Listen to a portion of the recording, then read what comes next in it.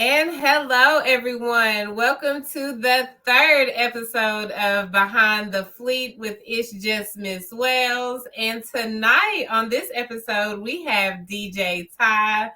I am not going to hold you all. DJ Ty, tell us who you are and tell us how we can follow you on social media. Sure, I'm DJTy. I am the regional Midwest regional manager of Fleet DJs, and you can find me at DJTy Music on everything. Simple. I love when people have their social media handles easy for everyone to remember. And you guys know that you can follow me on Instagram at It's Just Miss Wells. DJ Ty, thank you for coming in as one of the regional managers and talking to me tonight so that way we can learn a little bit more about you. Like, let's kick this conversation off talking about how you even got involved in DJing. So I first started DJing literally at 12 years old. I lived on the west side of Chicago, and one of my mentors, which is Fast Eddie, he was, he lived on the block, and I used to have like my mother's old speakers, the old little brown speakers they used to have back in the Yes. day. I used to sit it in the window, and she had like the little record player with the little arm that you put the 45 on, and it moved back and it dropped.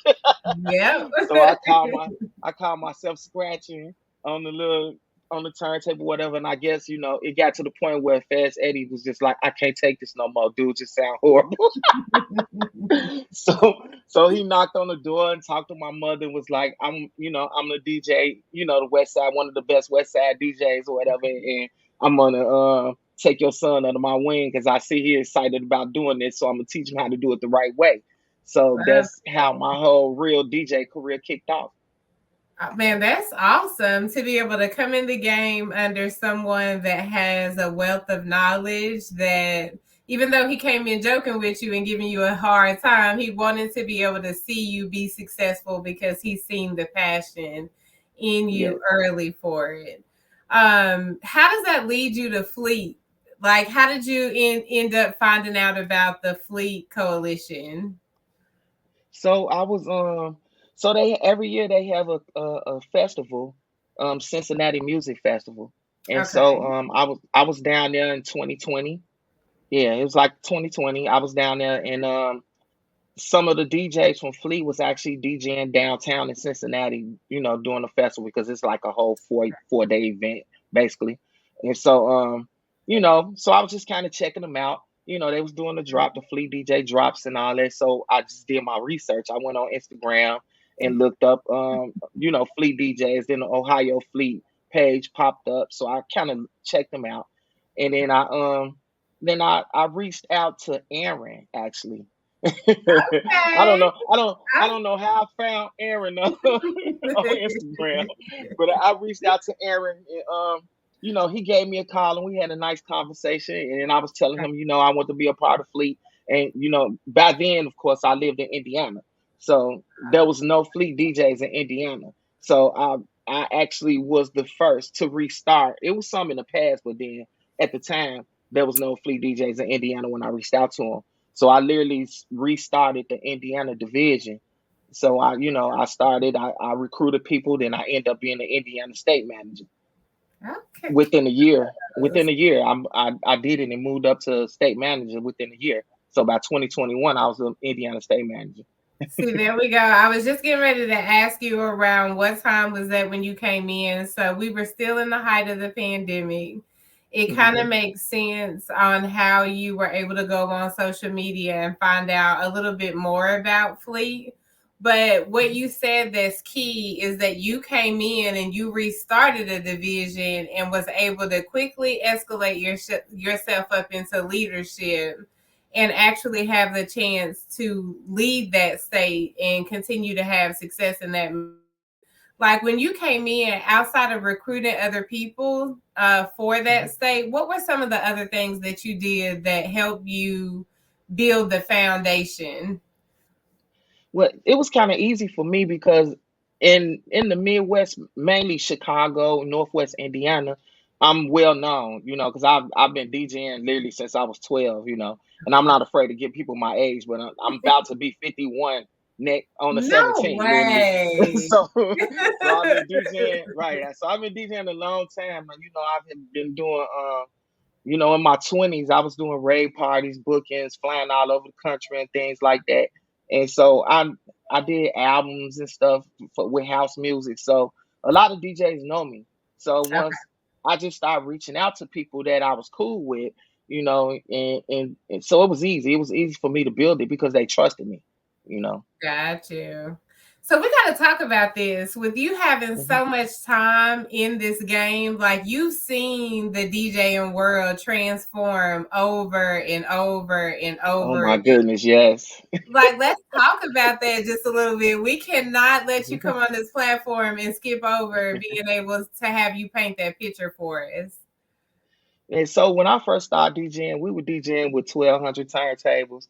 We was carrying crates of records. I remember those days where, Fast Eddie would come get me. My mother trusted me with him. You know what I'm saying? So at Mhm. the time I was about 13, I had the basics. So I knew he taught me how to blend. I didn't know how to scratch or anything yet.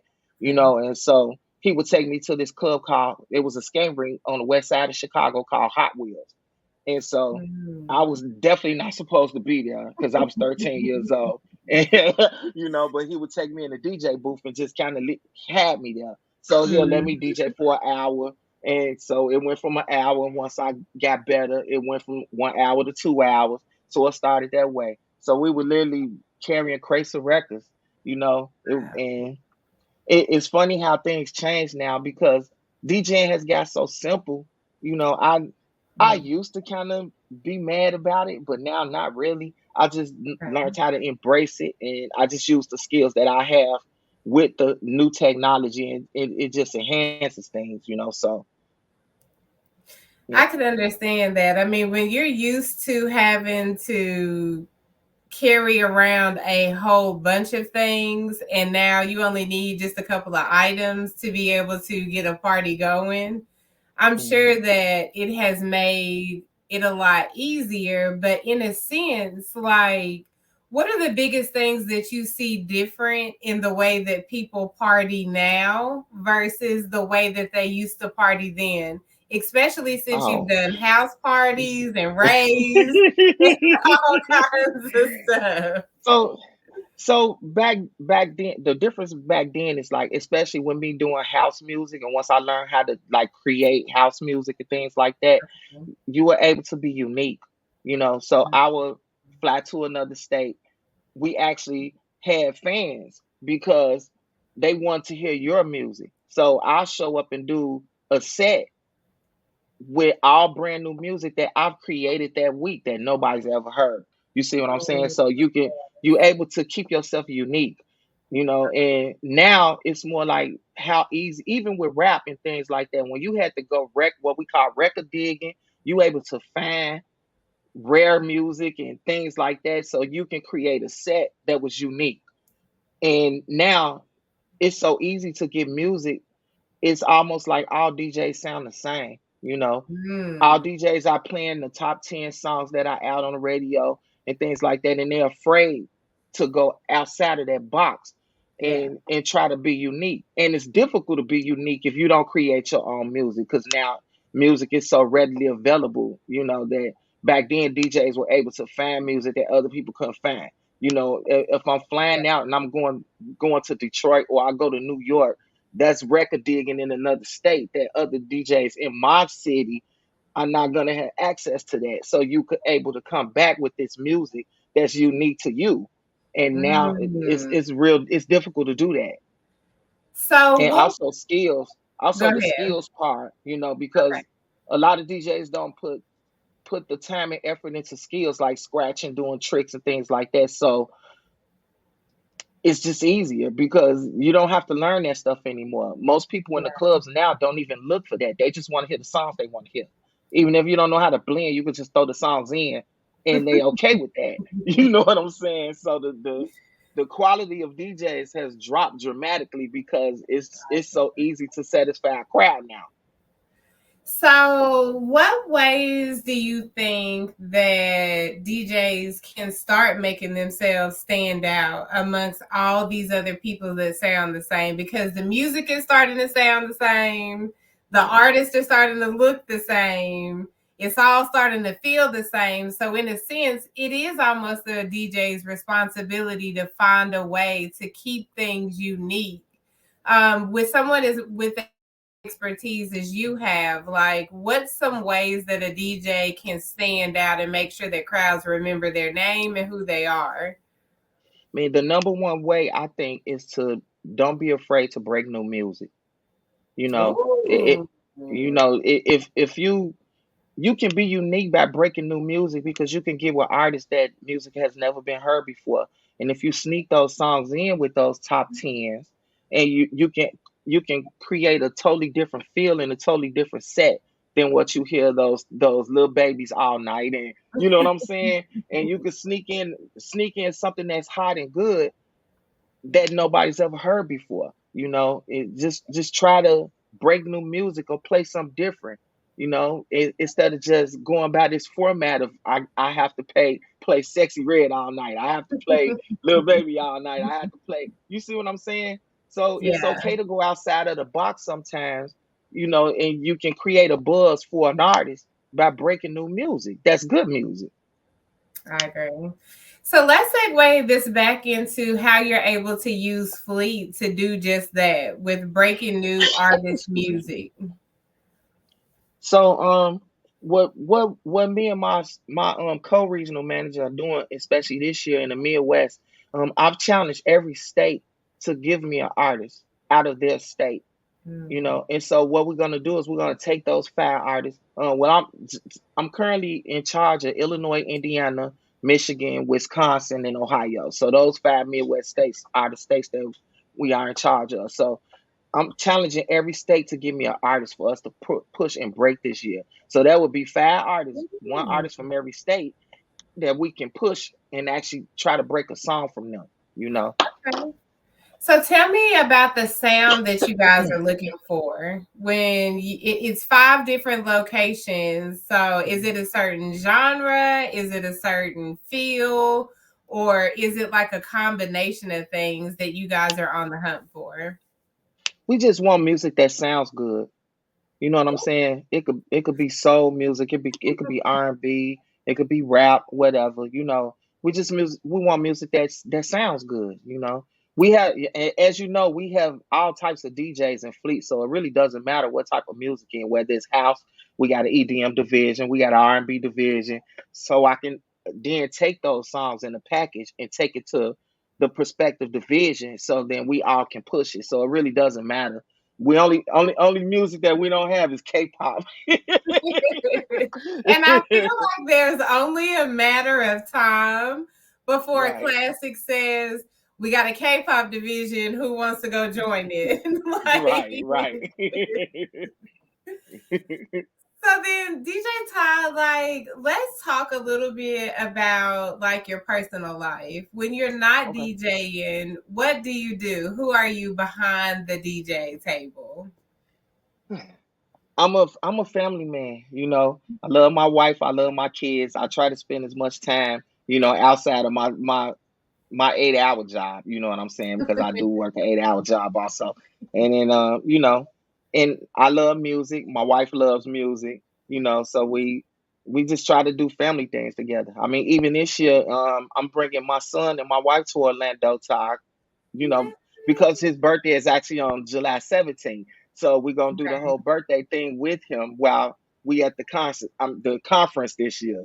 Oh, I So love I try to spend as much time with my family as possible, outside of DJing, because it does take a lot of time from me, especially being a regional manager, because I'm always on the phone with somebody all it. day, all night.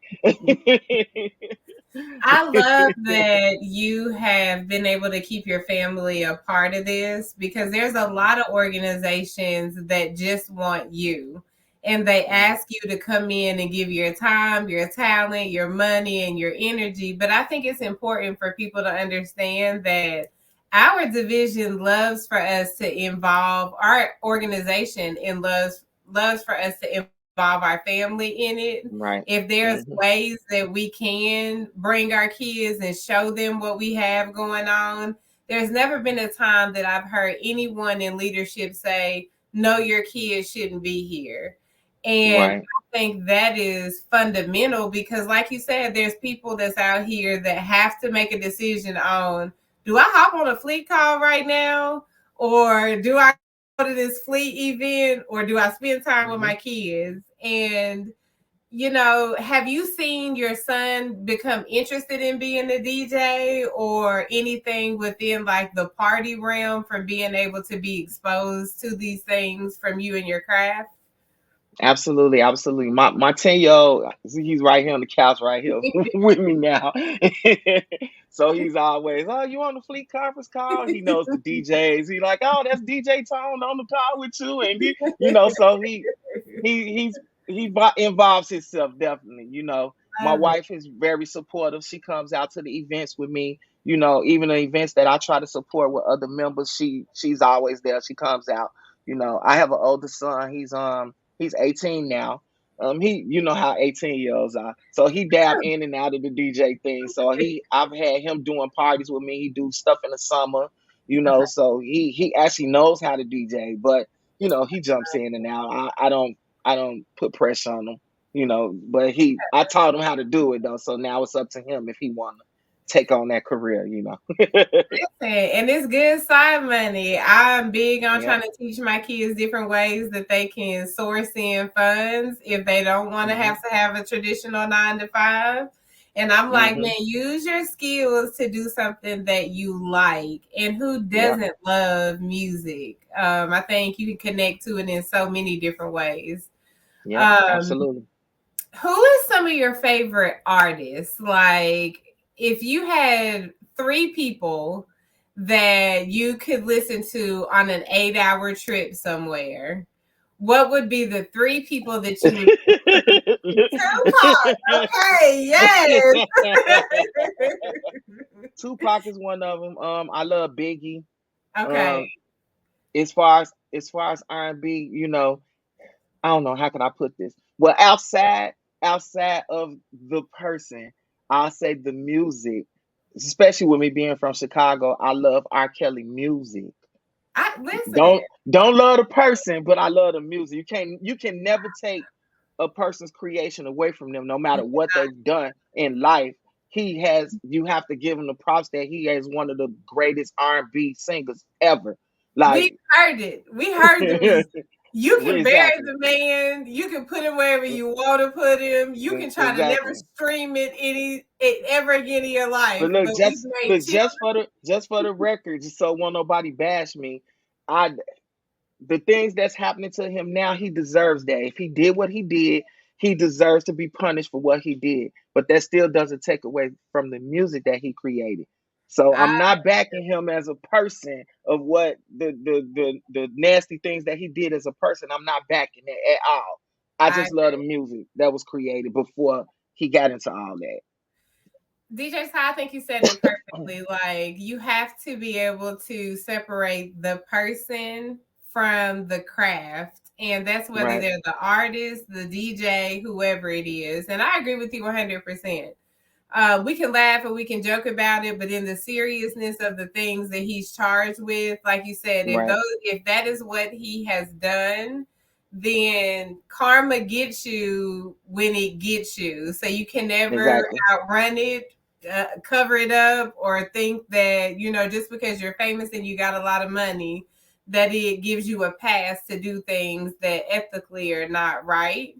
And correct. this is a Yep. sensitive subject. Like, Right. even coming up in, there's a little bit of an age gap between me and you, but there's still Mhm. prevalence of those types of things that were happening in that generation that a lot of people just didn't talk about or didn't Right, address until now. right, Um, when you see things like that happen to artists, actors, different people that's been out here and have changed or made a difference in the community, do you think that there should be some type of statute of limitations on how far a person can go back and try to bring up things that could, you know what I mean? Like Right, the right. Bill Cosby Absolutely not. situation. I don't think it should be, because if you've done it, whether you've done it 10 days ago or 10 years ago, you've done it. You You know done. what I'm saying? Yeah. So whatever the law permits that you be prosecuted with, I fully back that, you know. Yeah. And even if it's outside of the realm of prosecution, if it's proven that you've done it, you still a dirty. Like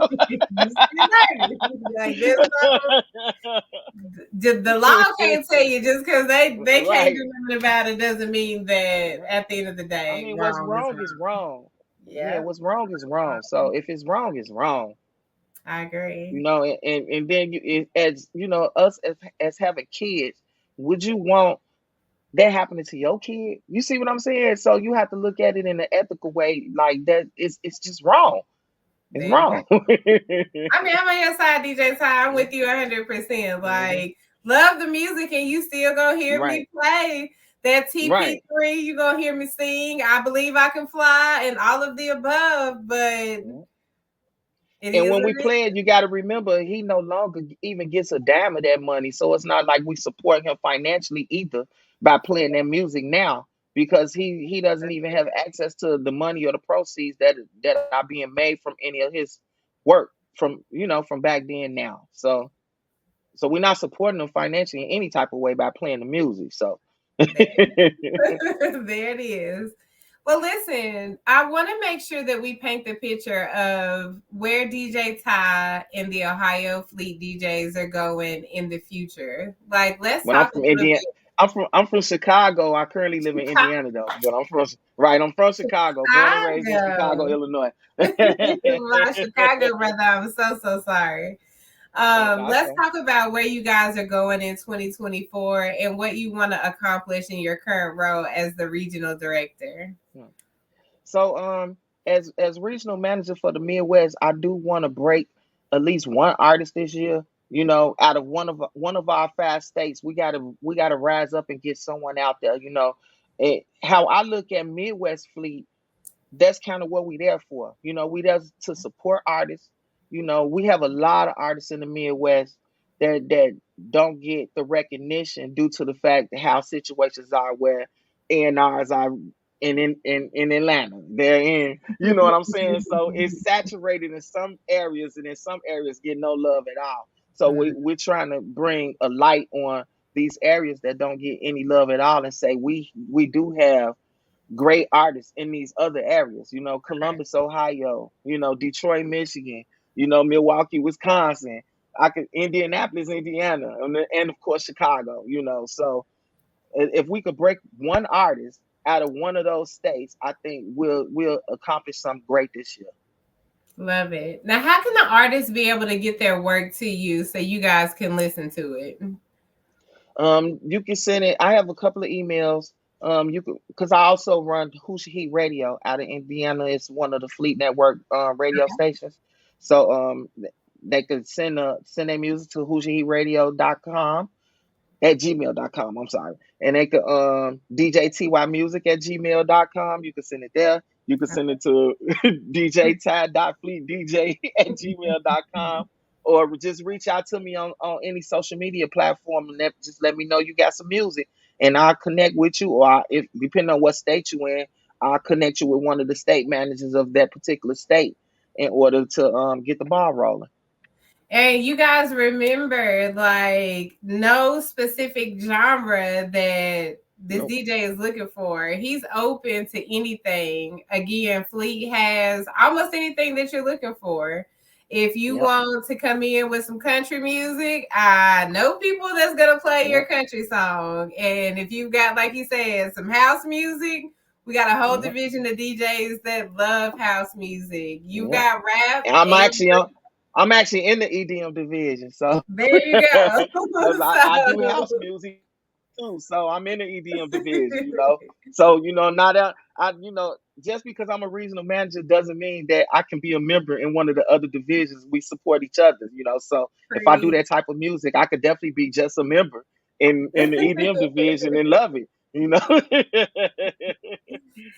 So DJ Ty, before we get out of here, I know these are quick conversations and you've already given us like a lot of information, but if there was one thing or one piece of negative of advice that you could leave a DJ, an artist, a music professional, or just a person in general, like what's your tidbit of knowledge you would want to give someone their journey in life right now? Don't be afraid to be yourself. You know, Ooh. I know you see a lot of artists. Just let's just take the rap industry for example. You know, a lot of artists are now sounding like each other, but it's always that one artist that comes out that sound unique is the one that always blows up.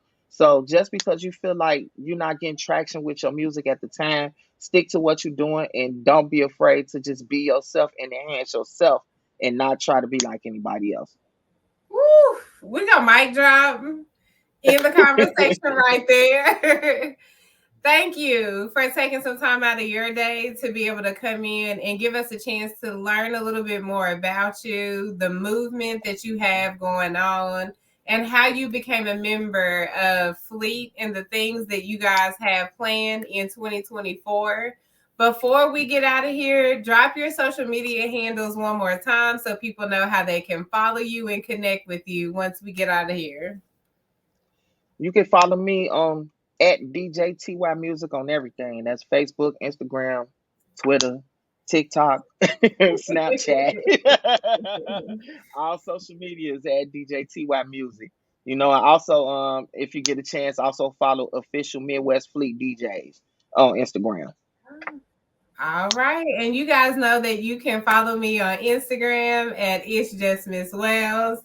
Thank you for tuning in to another awesome conversation of Behind the Fleet with DJTy out of our Midwest division. Stay tuned for our next upcoming conversation with DJ Sue Young next week. Until then, we're out, y'all.